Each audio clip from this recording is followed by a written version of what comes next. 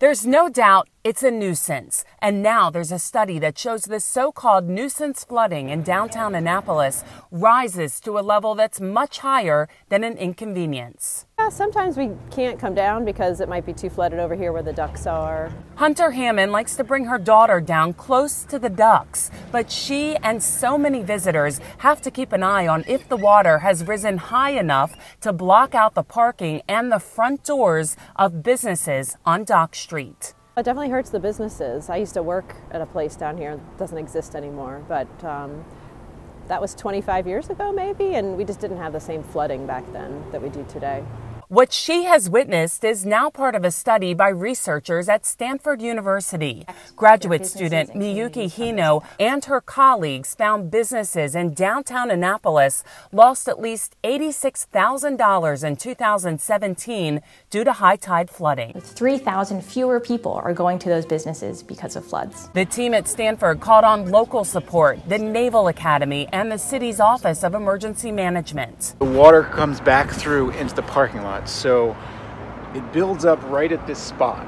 Dave Mandel showed Bay Bulletin the problem spots on Dock Street and said there are still some parking spaces when the water rises. The Stanford report says high tide flooding days have increased about 60% from 20 years ago. We matched water level data with hourly aggregated parking meter transitions here down here at City Dock, and we're able to use that to match up the physical impacts and how that impacts the economics.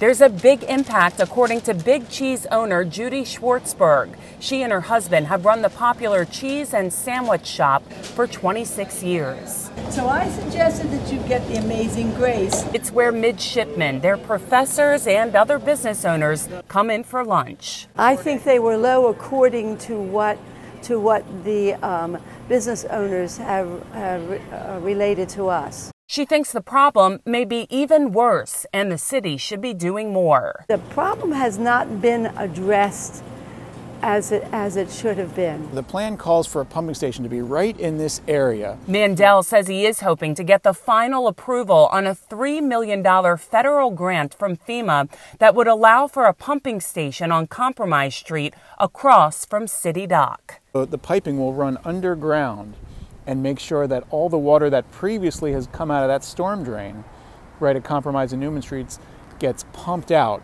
into the bay. The total cost of the project is estimated to be about $7.7 million, but Dave Mandel with the Office of Emergency Management says the benefits add up to more like $195 million over the lifespan of the pumping station. When Compromise Street is blocked, people can't access the Marriott Hotel. They can't use the Eastport Bridge to get downtown, so they have to drive several miles out of the way.